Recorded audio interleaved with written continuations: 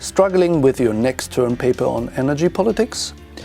In this VIADUCT Webcast, we'll introduce you to current discussions in the field of EU-Turkey energy relations and the impact of renewable energies, energy transition and energy geopolitics.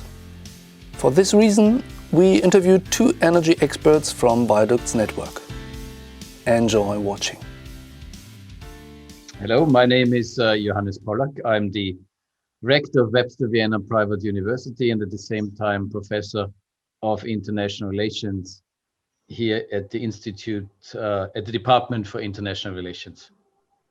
This is Şuhnaz Yılmaz Özbağcı. I'm a professor of international relations and the associate dean of College of Administrative Sciences and Economics at Koç University, Istanbul.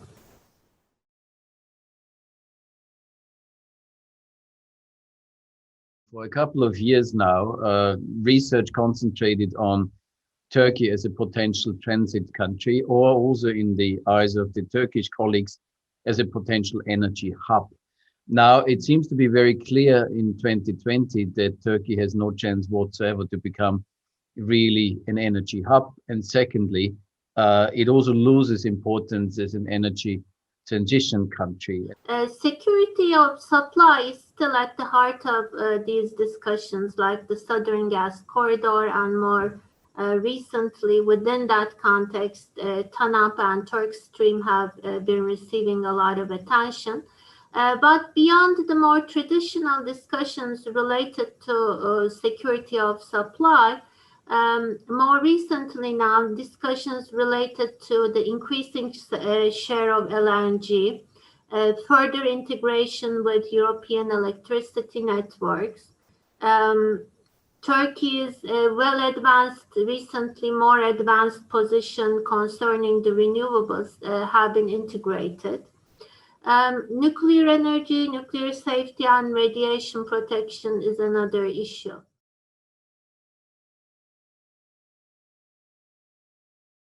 Now, where we do need a lot of research is, of course, how the energy transition that the European Union embarked upon influences geopolitics. Just imagine, what does it mean if Europe would become energy self-sufficient?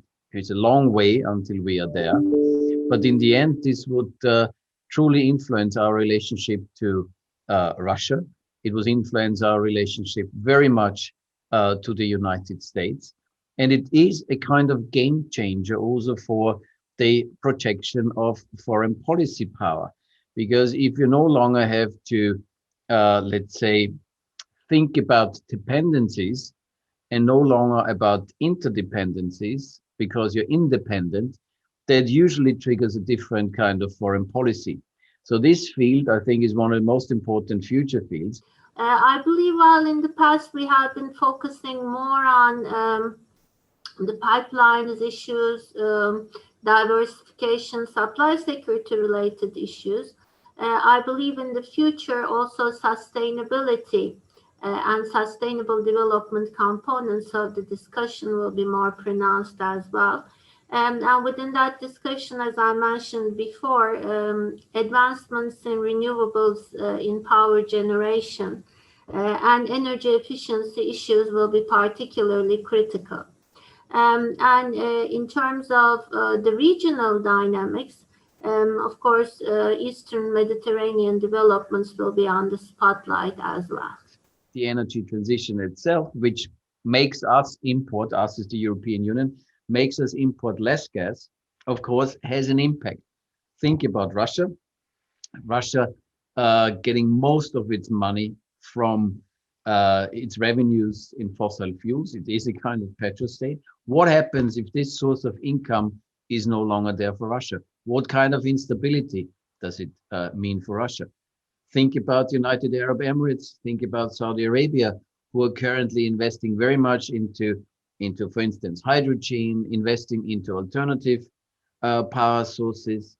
What does that mean if they are going on a shopping tour, under quotation marks, and use their considerable wealth also to influence the future energy constellation, so to say?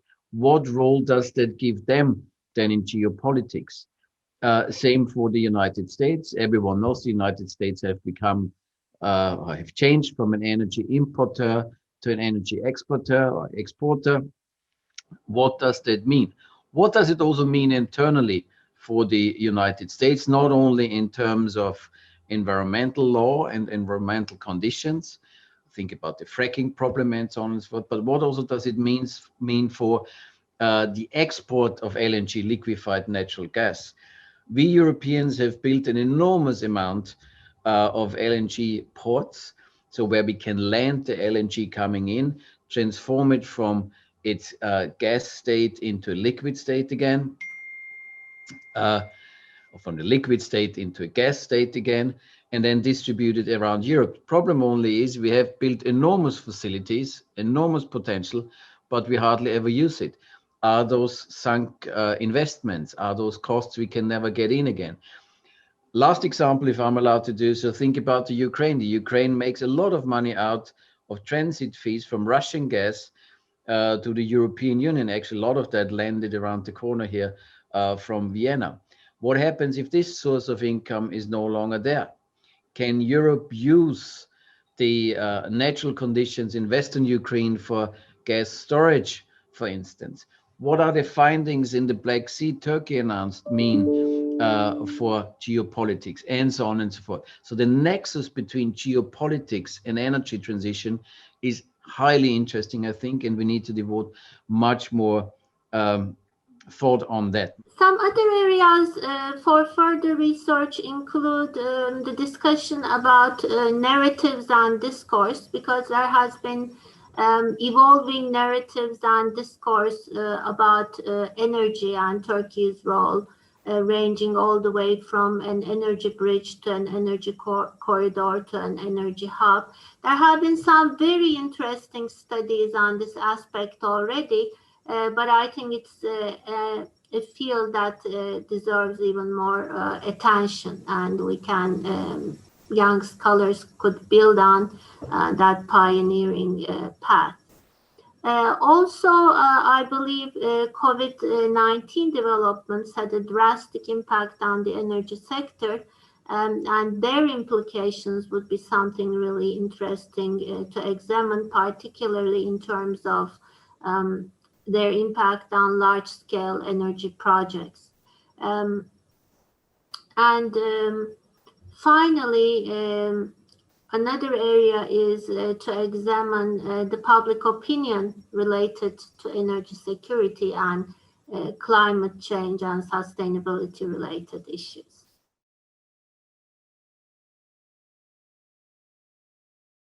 So rather than focusing on one approach, I want to present the different options available to our students and scholars of international politics, and they will choose their own path depending on their research area.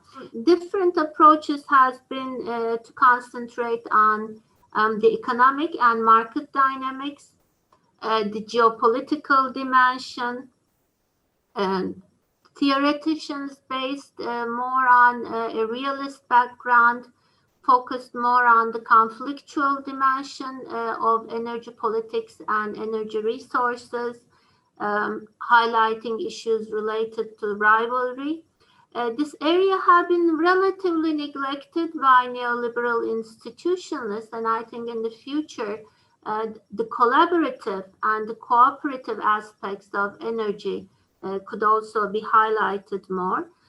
In the more recent period, I also believe that regional security complex theory offers very valuable insights concerning energy issues, particularly with respect to the securitization of energy, which is also very relevant in our recent discussions, not only in terms of EU's relations with Russia and Ukraine, but more recently related to the East Med dynamics as well. And I believe in the future also this field is moving towards more interdisciplinary work as well, with political scientists, IR specialists, economists, and even engineers working together to address different aspects of energy politics and energy security. And for a long time, we have analyzed a lot of these issues at the state level, but there are also other critical actors in the energy realm which needs to be counted in and which will have an impact on the overall energy security. And I believe, again, bringing all this discussion together with our understanding and studies related to sustainability, climate issues will also be relevant for the future.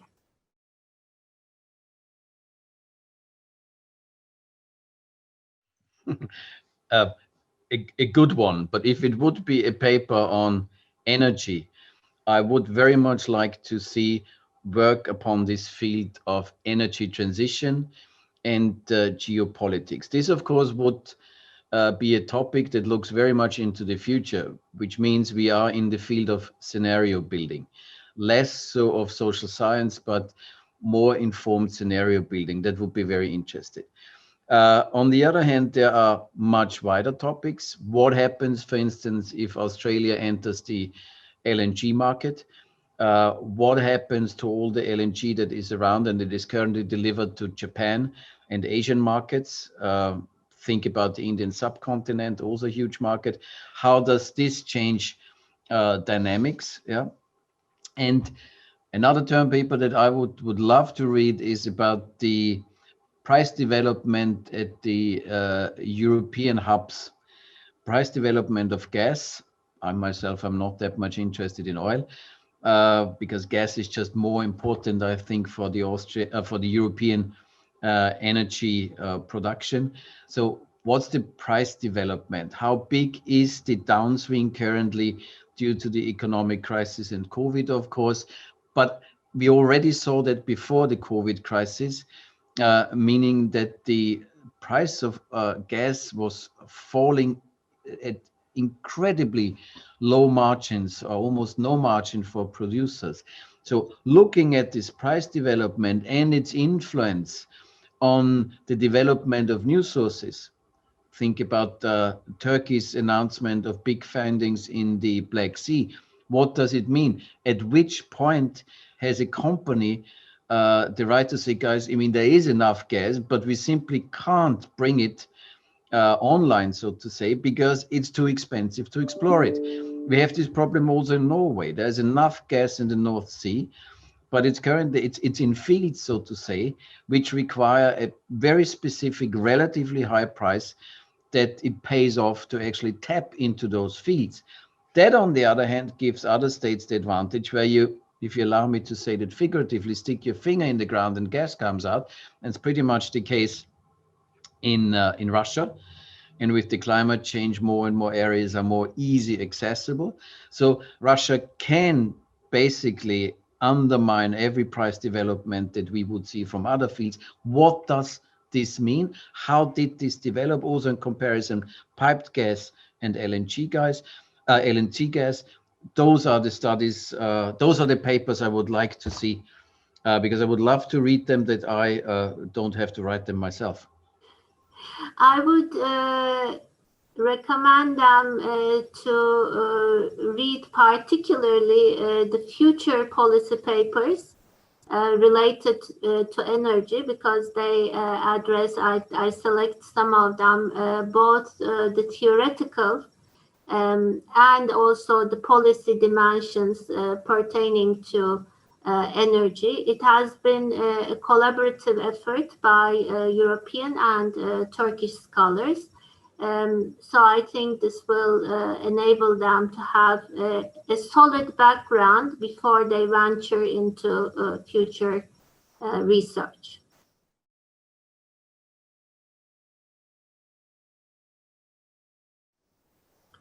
Finally, in conclusion, I would like to thank VIADUCT for facilitating a network and an open venue for discussion on energy-related issues, and what I believe is very essential for the future, because I think opening the channels of dialogue is very critical for future cooperation and collaboration and having such a venue has been a great asset for us. Thank you.